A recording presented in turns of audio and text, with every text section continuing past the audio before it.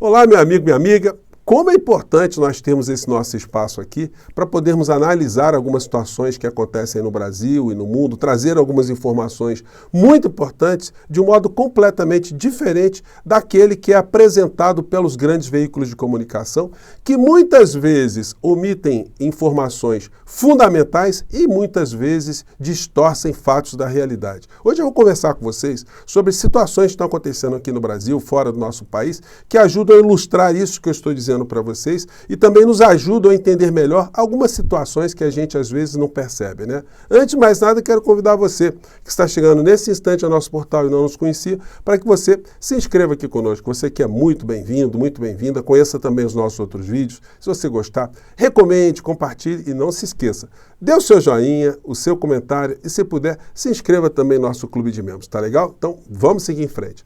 Meu amigo, minha amiga, você certamente que acompanha os telejornais já viu que a cobertura sobre o conflito no Oriente Médio já mudou completamente a importância dentro dos telejornais. Ele que sempre era apresentado como a principal notícia, hoje já está ficando já no meio do noticiário, no final do noticiário, mas sempre com uma abordagem que é absolutamente interesses do Estado de Israel e das potências que estão conectadas com aquele Estado. O drama do povo palestino, que se arrasta durante décadas, nunca é ressaltado, simplesmente é mencionado aqui e acolá. É como se houvesse uma legitimidade contra uma espécie, em relação, né, a uma espécie de regime de apartheid no Oriente Médio, porque é exatamente isso que está acontecendo. Uma parcela da população é segregada, é mantida confinada, a autorização para circulação é extremamente limitada, ou seja, são cidadãos considerados de segunda classe, assim como o regime da África do Sul considerava a população negra em seu território. Demorou muito tempo para que o mundo se insurgisse contra o apartheid na África do Sul. E, do mesmo modo, se não houver uma mobilização da opinião pública mundial, dificilmente o povo da Palestina, que está na faixa de Gaza, que está na Cisjordânia, vai conseguir se livrar de tanto tempo de opressão, de massacres, e agora a gente está vendo de um genocídio absolutamente aberto e uma limpeza étnica, né? Bom, hoje teve um artigo aqui que eu li da sucursal do Le Monde, da França, aqui no Brasil. É uma coluna muito interessante do Igor Ojeda, que é colunista internacional. Ele esteve na região no mês de maio, antes do conflito. Então, quando ele escreve, ele traz aqui uma série de análises muito interessantes. O título do artigo dele é A Contribuição da Mídia para o Ciclo de Violência. Cobertura da imprensa brasileira sobre Palestina e Israel contribui para perpetuar o ciclo de violência ao sonegar informações e contextos. Ou seja, ele está dizendo aqui que o que está acontecendo lá no Oriente Médio é como se houvesse uma legitimação do Estado de Israel fazer aquilo que está fazendo, como se fosse natural bombardear uma população civil, segregar uma população civil, enfim, apresentar as suas verdades e se colocar sempre numa posição de vítima eterna de tudo que está acontecendo, que já aconteceu no mundo, que está acontecendo agora e, porventura, o que poderia vir a acontecer, né? Então, ele vai tratando aqui, vai observando bem como os termos que são utilizados na cobertura midiática, o tempo que é dado para se apresentar ali o que está acontecendo, e aí ele chama atenção. A palavra apartheid é a grande ausente. E aí ele mostra a semelhança do que acontece hoje lá na faixa de Gaza, na Palestina, na Cisjordânia, e o que aconteceu no regime da África do Sul. Enfim, que também estava normalizado e legitimado, né, dentro de uma esfera internacional, até que a opinião pública mundial começou a jogar cada vez mais foco sobre o que estava acontecendo, cada vez mais os conflitos eram tornados absolutamente insustentáveis, até que o regime do apartheid acabou. Não é por outra razão que a África do Sul hoje condena Israel justamente por perceberem a semelhança que o que existe lá hoje, na região, e o que existiu na África do Sul. Isso jamais é colocado para nós pelos veículos de comunicação. Então, nós temos a comunidade judaica no mundo inteiro que, com razão, por ter sofrido o que sofreu, e o que sofreu também no dia 7 lá em Israel, tem uma carga emocional muito pesada e se sente naturalmente ameaçada por tudo que aconteceu e que está acontecendo agora também. Isso provoca também muitas reflexões humanistas de judeus no mundo inteiro, que se questionam se esse tipo de comportamento do Estado de Israel ajuda o povo judeu de alguma maneira ou se prejudica de uma forma muito mais acentuada, causando uma série de estigmas, uma série também de preconceitos reversos, né? Como se as ações do Estado de Israel também acarretassem uma série de preconceitos contra o povo judeu, o povo israelense de uma maneira geral, né? Então o Igor ele apresenta essa coluna, é muito interessante, e tem uma outra coluna também, no Brasil de Fato, do Bruno Lima Rocha Biaclini, também muito interessante, abordando a mesma coisa. O título é mais complexo, né? Iconização reversa da mídia brasileira. Um levantino sionista consagrado. Aí tem que ler direitinho e pegar o dicionário para a gente compreender o que ele quis dizer exatamente, né? Mas não é muito difícil, não. Ele está falando em linhas gerais coisas muito parecidas, mostrando que como há uma interpretação absolutamente viciosa. Inclusive, ele coloca uma charge aqui de duas garrafas, né, dois coquetéis Molotovs, que um com a inscrição Palestina e outra com a inscrição Ucrânia. Então, como a mídia enxerga? Bom, se é um ucraniano atirando um coquetel Molotov no russo, ele é um herói. Mas se é um palestino atirando um coquetel Molotov no israelense, ele é um terrorista. Então, só para fazer um paralelo, ele colocou essa charge aqui do Latuf, né? E aí ele lembra aqui que a Federação Árabe-Palestina do Brasil fez um levantamento na mídia e descobriu que em 72 horas de programação, o canal, por exemplo, Globo News, não abriu espaço ao vivo para representação palestina no Brasil, mesmo tempo que está recebendo o líder da Igreja Dobradinha Fundamentalista Sionista Evangélica. Então, de fato, a gente acaba tendo visões muito parciais daquilo que está acontecendo, né? Então, esse espaço nosso aqui é justamente para despertar, né? Se o que está acontecendo não vem um viés absolutamente para colocar um lado absoluto como detentor da razão, dos direitos, das legitimidades, e um outro lado como absoluto vilão, terrorista, enfim, algo que é muito nocivo a Israel, ao povo judeu e ao mundo, né? Então, enfim, são coisas que eu queria trazer para a nossa reflexão inicial.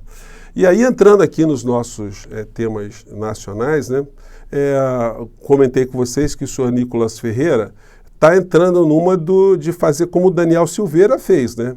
De ficar desafiando o ministro Alexandre de Moraes, e está se falando agora, à tarde, em se criar uma campanha de mobilização, tipo, fora Alexandre de Moraes. Só que eu gostaria de lembrar ao senhor Nicole que o Brasil não é a Câmara de Vereadores lá de Belo Horizonte, onde ele fez política, e nem redes sociais. O Daniel Silveira, com o presidente dele estando à frente do nosso país, com uma série de medos que eram implementados aqui na nossa nação, eles não conseguiram derrubar o Alexandre de Moraes, com o Roberto Jefferson fazendo ameaças, as redes absolutamente virulentas. Não será agora que o mito está em vias de ir para a cadeia e outras tantas pessoas estão sendo responsabilizadas criminalmente junto ao Supremo Tribunal Federal, e muita gente, né, com tornozeleiras eletrônicas nas canelas, essas pessoas todas juntas não terão força hoje para intimidar o ministro Alexandre de Moraes, que eu sempre avisei aqui que, como se diz na linguagem, né, dos lutadores, né, de jiu-jitsu, né, ele é casca grossa, né? Bom, enfim. Mas eles que tentem fazer, tentem amedrontar, tentem intimidar, tentem fazer o impeachment do ministro Alexandre de Moraes, ofendam bastante, pratiquem muitos crimes para ver no final da história o que vai acontecer, tá bom? Bom, e aí já comentei com vocês também sobre ainda o fenômeno Milei, né? Essa frase do Bananinha aqui, a gente tem que gravar ela, né?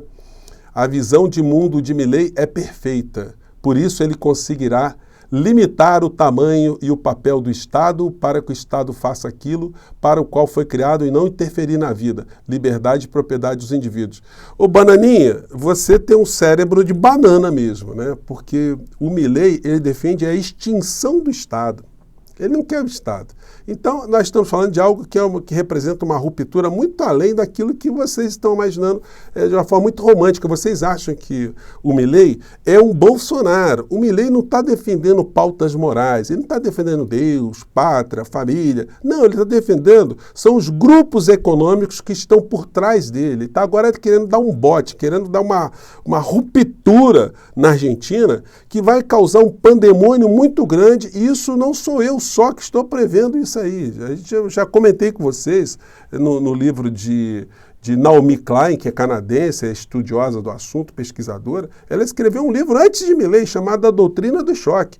É o que o Milei quer fazer, quer acabar com o Banco Central, quer acabar com a moeda, quer acabar com direitos sociais, quer acabar com subsídios, quer acabar com a universidade pública, com a saúde pública, ou seja, um pandemônio. Vocês acham que é possível mexer em tantas coisas sem ter tumultos, sem ter agitação? Ele está prometendo, já avisou, que vai usar a força para reprimir qualquer tipo, né, de manifestação. Aqui é um vídeo que eu comentei com vocês, que eu vou colocar no primeiro comentário aqui do nosso encontro de hoje, onde a Naomi Klein explica exatamente aquilo que Milei está propondo, que foi praticado no Chile, que levou à ditadura militar sangrenta e corrupta, né? Porque no final da história o Pinochet encheu foi os bolsos de dinheiro. E todos os seus apaniguados também conseguiram fazer a mesma coisa. Grupos econômicos se encastelaram no poder no Chile e roubaram o povo chileno até nós termos agora o processo de nova constituinte no Chile, mas isso daria um outro programa aqui para a gente conversar, né? Então o que ele está tentando fazer na Argentina é isso. No Chile, eles usaram ali que o comunismo, aquela história de sempre, né? O comunismo ia tomar conta do Chile, que Salvador Allende era um comunista, então eles deram um golpe lá, enfim. E fizeram com muita tortura, muito sofrimento, muitos desaparecimentos, muitos crimes, muita censura, muita supressão de direitos. Mas será que o povo da Argentina está disposto a passar por isso de novo para defender uma figura como o Milei? Olha, os recados estão começando a ser dados, tá, gente? Líder de sindicato aeronáutico da Argentina reage a plano de privatizações de Milei. 2 pontos. Ele terá que nos matar. Presidente eleito confirma intenção de privatizar empresas como a companhia aérea Aerolíneas Argentinas. Iniciativas deverão passar pelo Congresso. Então, ele não vai ter essa molezinha que ele está pensando, não. A situação vai ficar muito complicada, né? Então, nós vamos cravar aqui que isso que eu sempre tenho dito para vocês, é um governo que não tem longevidade, não tem como ele ir muito longe com essas maluquices, não. E se ele voltar as maluquices todas para trás, ele vai ficar desmoralizado também. Então, o cenário na Argentina está prometendo aí muitos fatos graves e caóticos a partir do dia 10 de dezembro, que é quando ele toma posse. Bom, e aqui no Brasil, as notícias em relação ao governo Lula também não estão colocando o presidente atual numa situação de muito destaque positivo, não. Notícias como essa vão se repetindo aqui. O governo aumenta a projeção de rombo para 2023 e passa a prever déficit de 177 bilhões e 400 milhões de reais. Gente, a questão é a seguinte, se o Lula não se comportar como o mercado, os grandes meios de comunicação querem, ele vai tomar pancada o tempo todo. E se ele não tiver uma comunicação de vanguarda e um apoio social muito grande, ele terá muitas dificuldades. Mas parece que as pessoas que estão à frente do governo, nessas estruturas de comunicação, ainda não perceberam isso, apesar de a gente sempre estar falando desse fato tão importante, né? Que a informação gera a ação, a desinformação gera a conformação. Mas nós vamos continuar criticando e tentando chamar a atenção do que está acontecendo nas redes sociais, na comunicação, para ver se o governo desperta para ajudar, né? Que a gente não tem aqui no Brasil um risco de ter um mileizismo tupiniquim aqui, né? Bom, já não chega o bolsonarismo, enfim. A avaliação negativa do governo Lula aparece acima da positiva, diz pesquisa Atlas.